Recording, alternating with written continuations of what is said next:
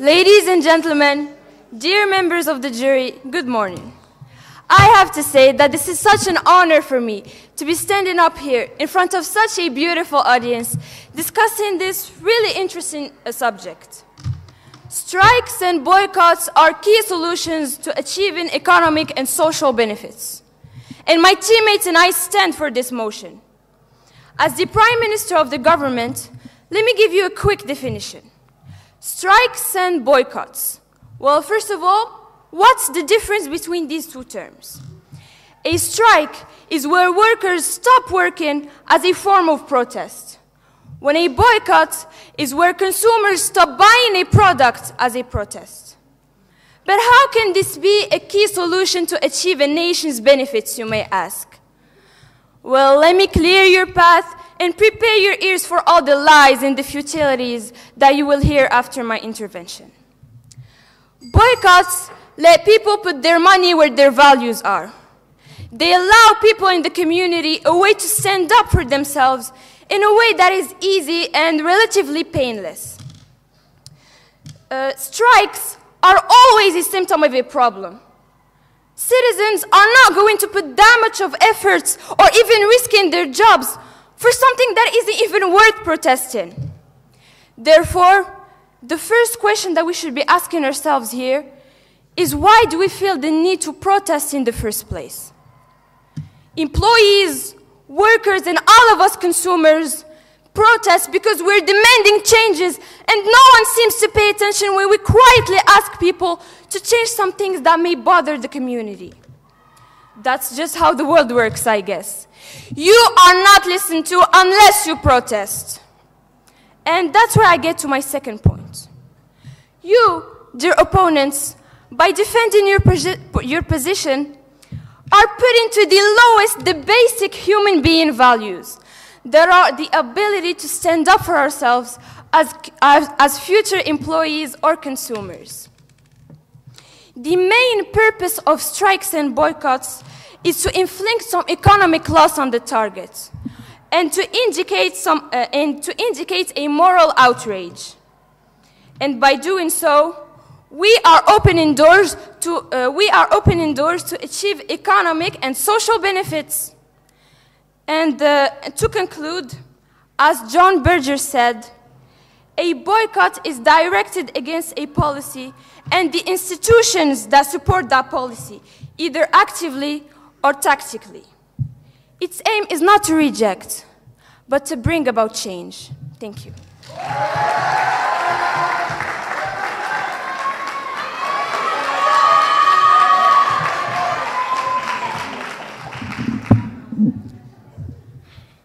I would assume you have all heard or at least played the game tug of war. The concept is simple.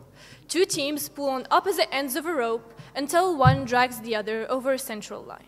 Now, two gentlemen decided to play the game. On one hand, we have Dave, who's a very strong and fit man. On the other hand, there's Anderson, who's, let's just say, not as strong as Dave. Keep in mind that not only is Dave physically strong, but he's also cunning and knows the tricks of the game. So you tell me, dear audience, who do you think would win? I'd put my bets on the big guy.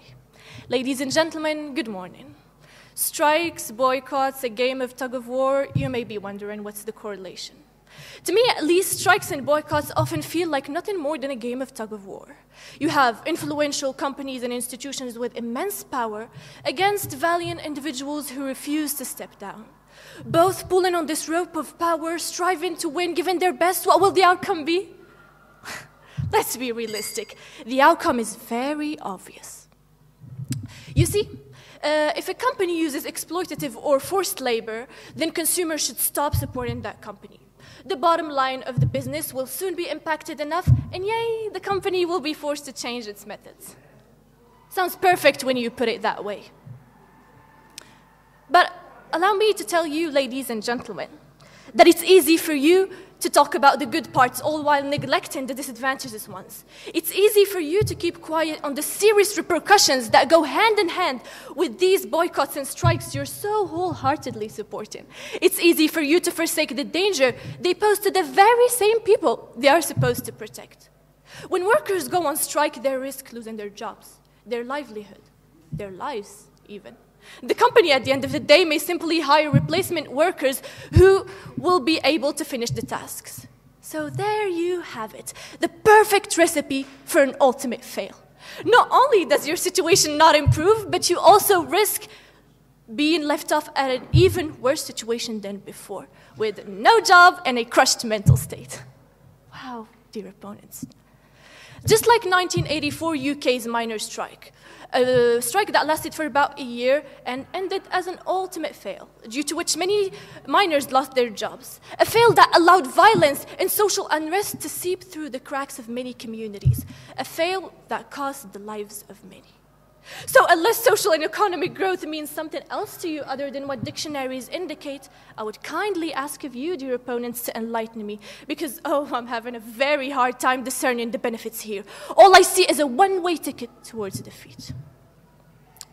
Ladies and gentlemen, changes ought to be made, that's undeniable. Progress is to be sought, and who am I to disagree with you on that? But not with such methods that breed nothing but chaos and dismay, methods that wreak havoc, methods that aren't able to produce anything but failure and difficulty, whether it be difficulty in terms of coordination and logistics, or difficulty in terms of social and economic pressures, due to which many workers can suffer a big disadvantage if they happen to lose their job because of this strike you're supporting. Or how about the consumers who oftentimes struggle to boycott a product or a service if it plays a big part in their daily lives? And can we blame them, actually? Problem upon problem upon problem, piling up like a stack of dead bodies in a vicious war, therefore rendering strikes and boycotts totally and absolutely futile and profitless. Ladies and gentlemen, I'm sure you know that winning a battle doesn't mean winning the war, the same way that winning a war doesn't make one a conqueror, the same way that a few successful strikes and boycotts do not, by any means, make them the key solution to economic and social growth. Thank you.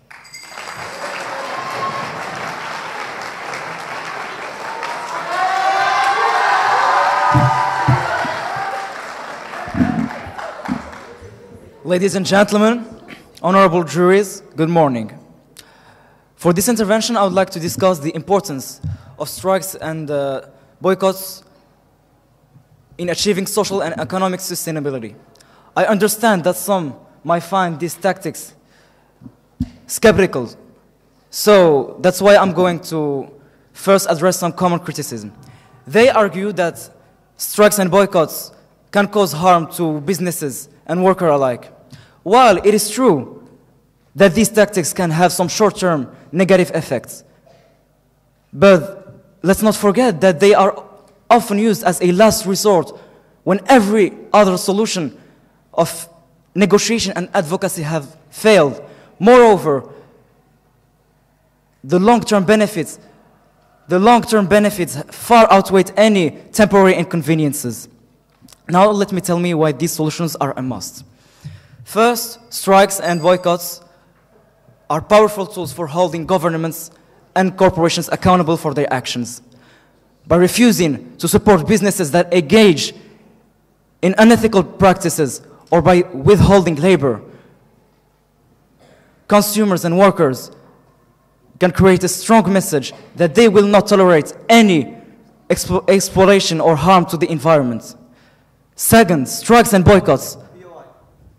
Go on. Aren't the workers the ones that advocating and voting for the government officials through democracy?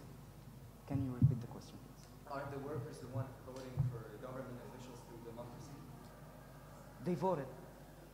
But why are they striking? Because they didn't, the thing that they voted on didn't get applied.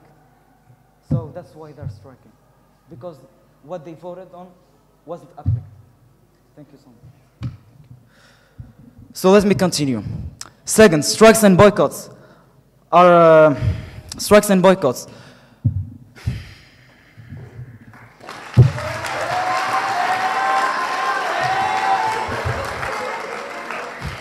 Strikes and boycotts can catalyze systemic change.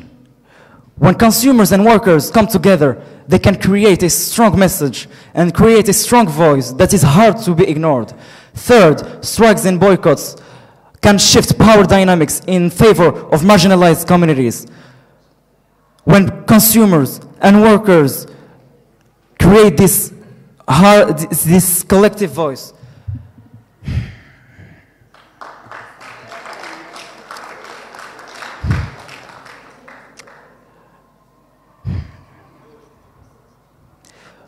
When workers and consumers gather to demand a change, they create a strong voice that is hard to be ignored.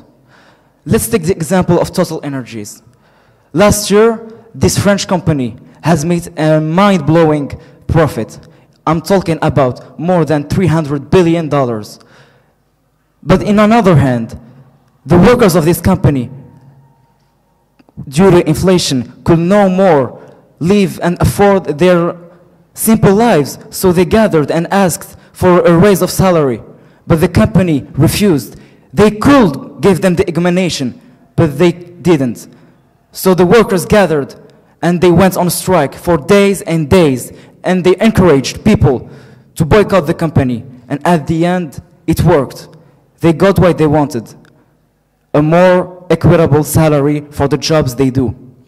Now let me give you a more philosophical perspective of this subject to end my speech. These tactics are not about causing disruption or getting what we want in the short term. They are more about building a more just and equitable world. We are not only defending our rights and interests. We are defending the rights of interests of our generations and the future ones. As Mahatma Gandhi once said, the future depends on what we do in the present. Thank you.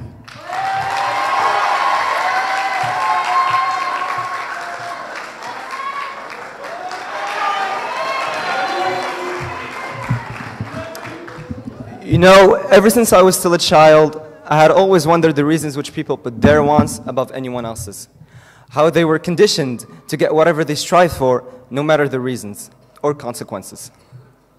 And I guess I am still as naive and clueless as I was back then, because I still, for the life of me, can't comprehend as to why they would think it would be acceptable to risk the fragile balance of our society and economy for some benefits that can be earned otherwise with civil discussion.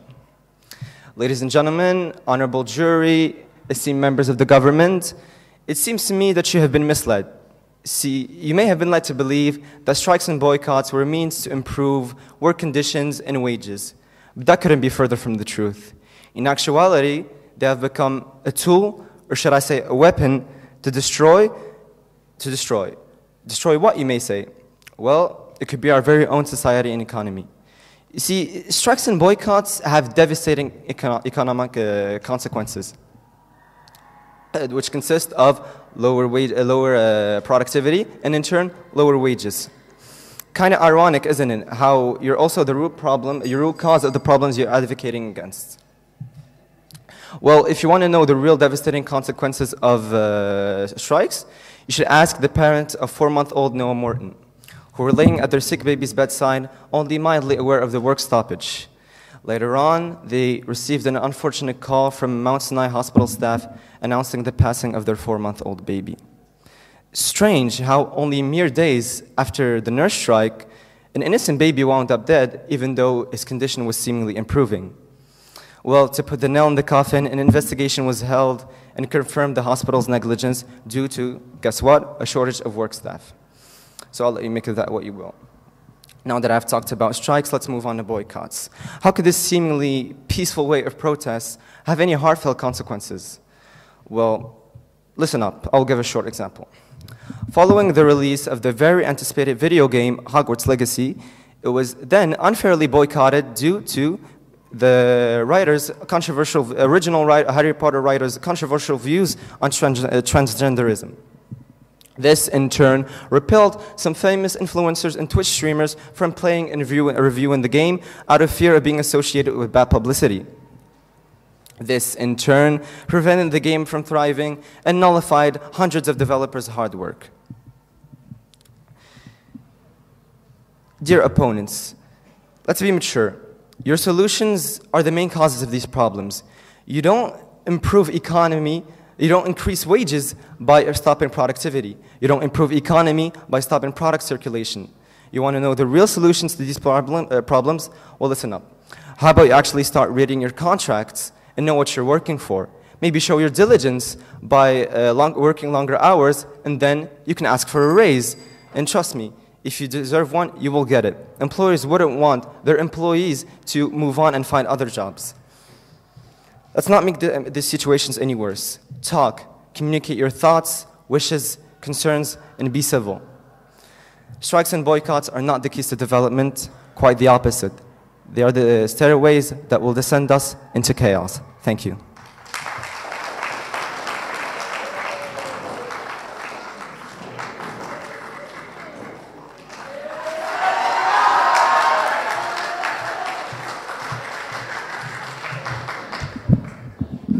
Here we are, dear audience, debating such a great debate.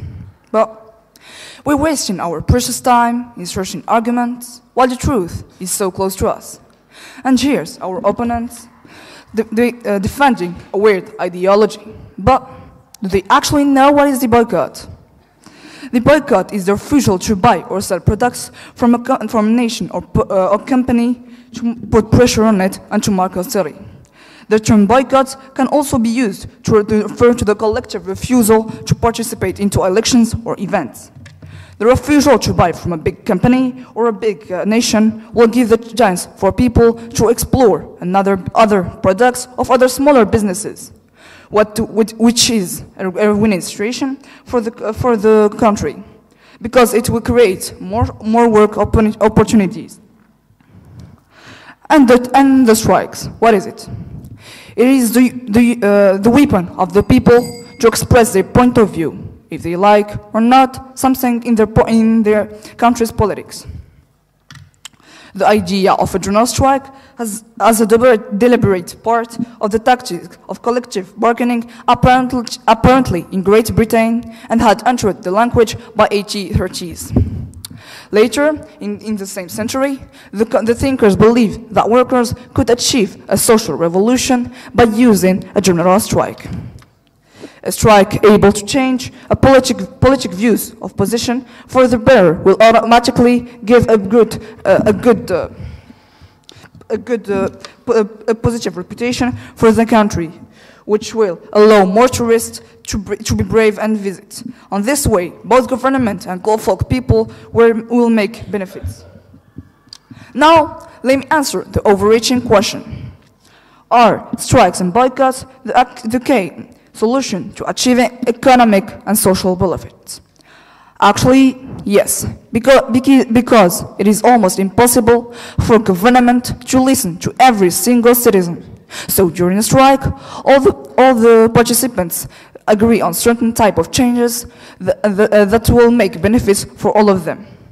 Often, strikers just feel they're being unfairly treated and they've been asked to do more than they're paid for. But recently, it's been more than that. People's salaries aren't rising, but inflation is. So people end up feeling like they are being unfairly treated, and they feel like the money they earn is buying them less because prices are going up. Another big issue is flexible working. It is good for some, but others feels like it's been imposed on them by big companies, making it the norm. Not knowing how many hours you'll work means your salary is being unpredictable, and that's a real problem for people.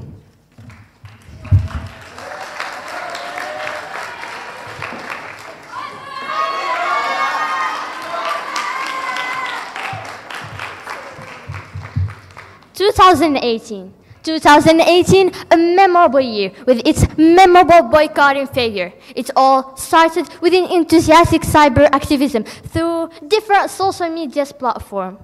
People were enraged against Akhnous, who was detaining a large part in Sidi Ali, Walmas, Danone, Africa.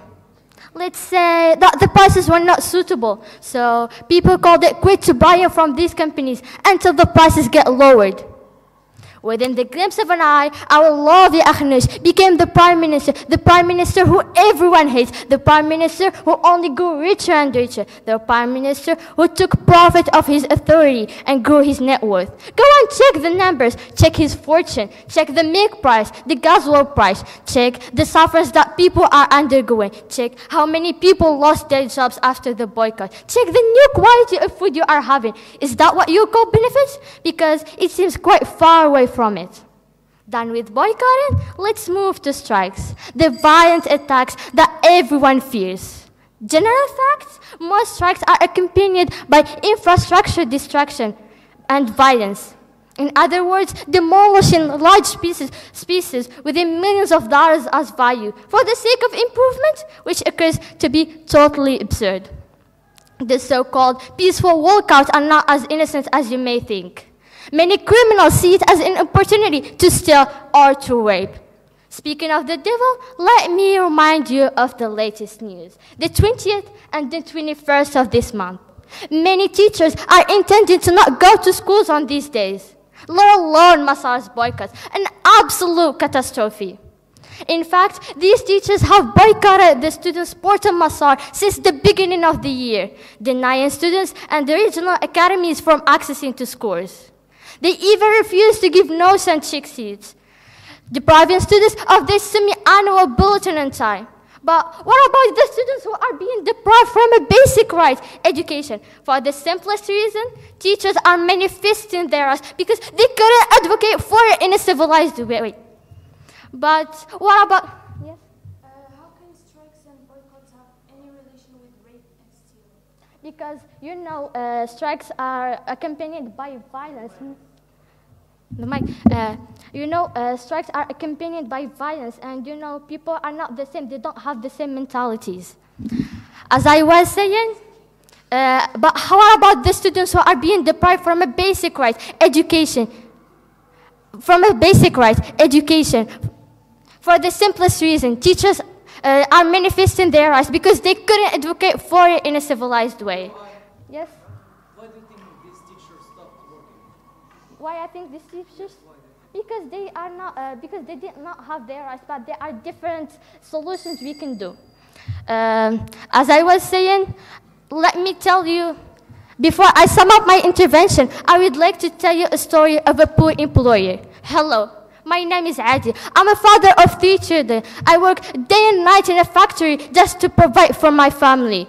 But someday, people decided to boycott the brand. The company decided to reduce the number of workers, so I was fired. Now, I live on the streets. I live on the streets because of some people who couldn't think twice before acting up. Due to their selfishness, I am now homeless. Due to their selfishness, I am now homeless. Hearing Adi's story, my heart was torn to pieces. How can we claim we are making improvements when thousands of average paid people are losing their jobs? Are strikes and boycott key solutions to achieving economic and social benefits? I highly doubt that.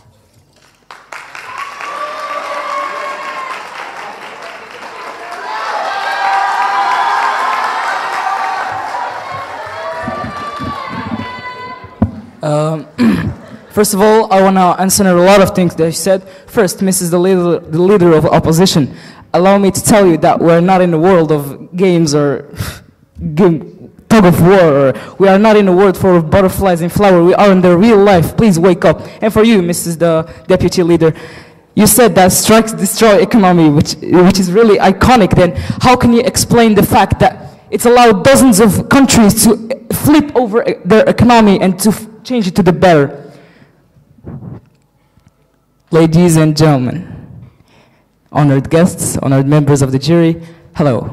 Good morning. Hello. Here I am today behind this beautiful lectern to debate this very important subject that has been an integral part of our society and that has been much discussed over the last few years. Today, I will be discussing the effects of strikes and boycotts on achieving economic and social benefits. Firstly, let us consider the economic effects of these two. When a certain company or corporation denigrates the rights of its workers, or simply does not want to pay them, does not want to pay them sufficiently. By sufficiently, I mean wages sufficient for their food and medical needs mainly. So, as I was saying, when a certain company or corporation denigrates the rights of its workers or does not want to pay them properly by striking or refusing to work or refusing the use of certain products or services, people can bring attention to issues and put pressure on those in power to make changes. This can result in many improvements in fairer wages, better treatments of workers, better conditions of work, and many more. Secondly, strikes give workers the bargaining power to drive fair and meaningful conditions, offsetting the inherent inequalities of the employer-employee relationship. The right to strike is essential in providing people with the bargaining power. Any curtailment of this right involves the risk of weakening the very basis of the collective bargaining. And that's where I get to my next point. In most cases, workers or citizens in general resort to strikes because of their disagreement with a certain political or legal decisions, which for the most part crush fundamental human rights and show injustice to one or more people, which is quite logical. Thousands of people will not go on strike for trivial reasons like the members of opposition have been claiming throughout the whole debate. Dear audience, allow me to congratulate them actually, because they have managed to defend their position throughout the whole debate while relying on falsified and apocryphal statements, and also while crushing basic human fundamental rights. Additionally, strikes have not only allowed dozens and dozens of countries to come back on some decisions that, as I said before, disregarded fundamental human rights, but also allowed hundreds of millions of people around the world who are living in pitiful and miserable conditions to express their point of view, to express themselves, to change their fate, but also to make themselves heard. And that is the main goal of strikes. In conclusion, I would like to say that strikes are a basic concept of human rights. Since they provide citizens with the right to influence many factors that govern a large portion of their lives. Ladies and gentlemen, the right to strike and to boycott is an essential right against oppression. Thank you.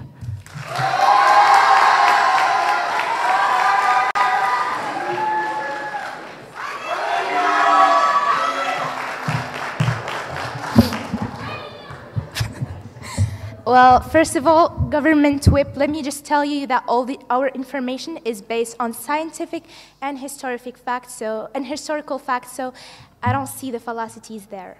Thank you. How many more Mahmoud Darwish quotes till you realize what love really is? How many more Nelson Mandela sayings till you understand what peace is all about? But mostly, how many more failed strikes and boycotts till you, dear opponents, realize that they were never a key solution? I mean, I'm totally and definitely one to believe that the end always justifies the means. However, with barely some progress and benefit accomplished, it is hard to believe that strikes and boycotts are key solutions. Distinguished members of the jury, appreciated audience, members of government, greetings. Strikes and boycotts are key solutions to achieve social and economic benefits. Truth be told, at the sight of such emotion, I couldn't help it but picture a toddler rather than a cultivated, conscious citizen. A spoiled little brat who's throwing a tantrum and making a huge fuss because he didn't get his so-wanted benefit. Childish, immature, just a phase, and they'll grow out of it, you would say, right? And bingo. So how come such an unripe and primal demeanor shall be considered as an essential way to achieve the common good in our society? That's what I thought. A man once said that the eyes are useless if the mind is blind. So let's stop being so tight-sighted and actually grasp that protests and boycotts, strikes and griefs are the problem as well, not the solution. By all means, how do you expect the act of refusing to serve, paralyzing the whole functional complex, and giving the cold shoulder to be efficient and actually grant you welfare and advantages? Dear audience, trust me, by turning your back on the system, boycotting it and ignoring it, you're just doing more harm than good. You just seem to be providing these auspicious conditions to the deceitful, unhinged owners. Sure, go ahead. If boycotts and strikes are harmful and are not solutions, then give us one. If you could be more patient, I would come to that. Just give me a time. Sure thing. Back to what I was saying. Dear audience, like I just said, by turning your back on the system, boycotting it and ignoring it, you're just doing more harm than good. You just seem to be providing these auspicious conditions for unhinged and deceitful owners to just worsen your case. And to come and think that strikes are any better? Well, believe me, how? How do you expect the fact that strikes could be any better? How could spreading chaos and disorder, violence and brutality to be a solution and to bring you aid and avail? Apologies to deceive, but wakey. From heart to heart, boycotts and strikes were never really meant and were never really bound to be the secret potion to the greatest benefits, be it social or economic, academical or politic. Now, ladies and gentlemen, and to come back and answer you, dear opponents, what other solutions? What happened to communication is key? What is it with just sitting around the table and discussing matter like civilized, mature, and modern figures?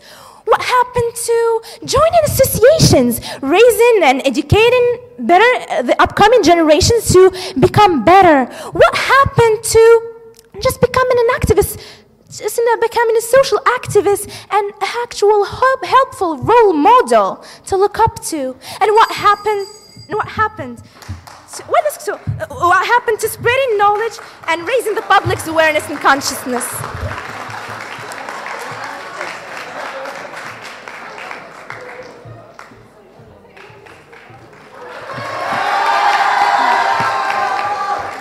Dear members of the jury, greetings. Let me in fact enlighten you, dear leader and deputy leader of the opposition. Did you know that the best solution to achieve economic benefits is to boycott big and influential businesses in order to support smaller ones? That way, the nation's economy will balance and the country will simply grow more and more. But one last question, and I would like an answer. Who do you think will defend your rights as consumers or future employees, if not you, dear opponents? We, as a generation, are supposed to be the future adults. But with such arguments and mentalities, I am seriously starting to worry about the future society. Thank you.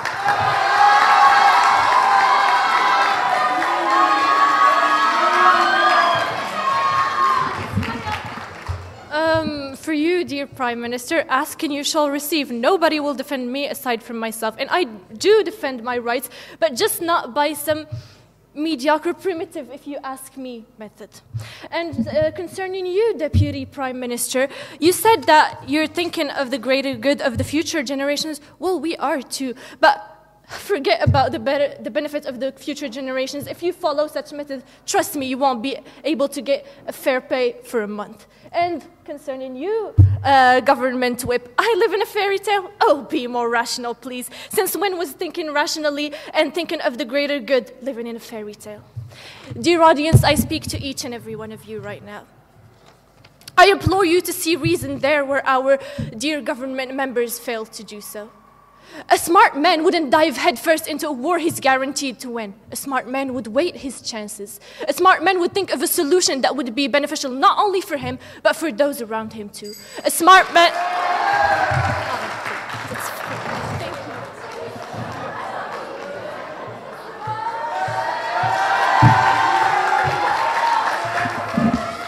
you. So I would like to go back to what Mrs. the Whip of the government of the opposition said. She said that the methods of communication and negotiation. I said in my first intervention that we are only using strikes and boycotts only and only when these methods have failed. They are used as a last resort. There is no such thing as saying that we are the ones that harm the communities. When we restrict the rights of strikes and boycotts, we also restrict the rights, the human rights, and the rights of communication. Thank you so much.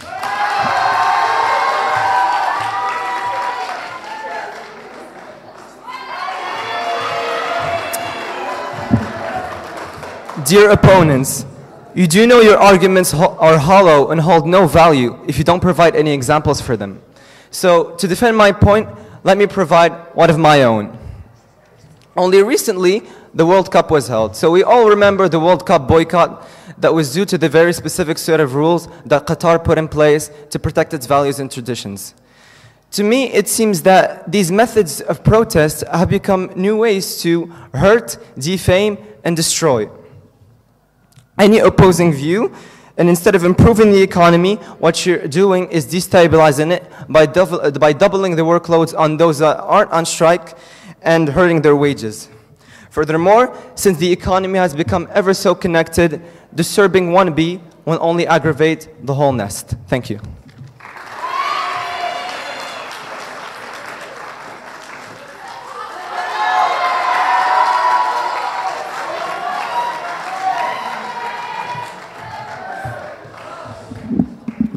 Here I am again, standing behind this majestic lectern, and I am here, dear audience, to convince you of a subject that I've made a lot of inflow. Dear listeners, dear opponents, I would like to ask you not to confuse strikes and violence, because one protests against of a political decision in a civilized way, while the other only seeks to sow chaos. Dear opponents, show me the country that has no strikes, and I'll show you the country that has no liberties.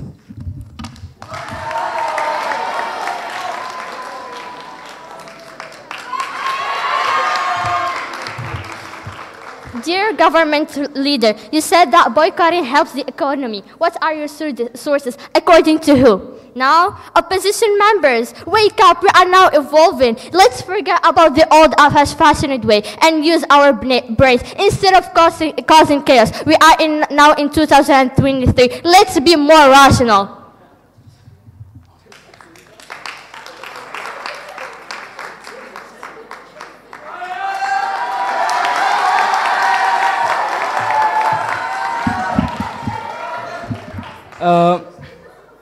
First of all, I want to answer you and you.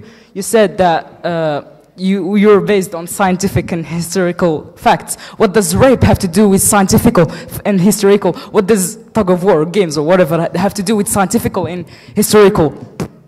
Also, you said that my friend didn't give an example. He actually gave an example, the total energies example. Oh no, too bad, you're not listening. Ladies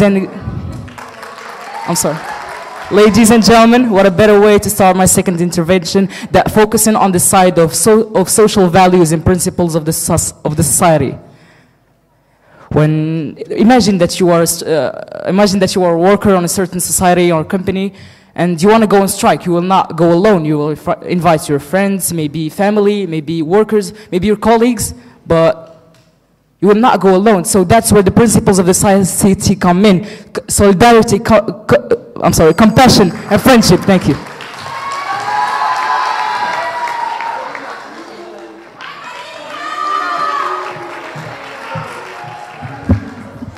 First of all, to answer you, Deputy Prime Minister, you weren't quite listening either because communication was not the only solution I offered. And coming back to you, dear government whip, clearly war and protests and statistics are not scientific. I don't know what scientific would be to you if that's so. Ladies and gentlemen, living in the shadows is a thing, but living with the shadows of ignorance is totally another. And believing that actually strikes and boycotts are key solutions to benefit when it has been determined by courts throughout history that they never were and will never be is completely absurd and ridiculous to me. I'm sorry, but I choose not to disappoint my country, and I choose to actually be a good citizen by avoiding these useless methods that bring nothing but harm. Thank you.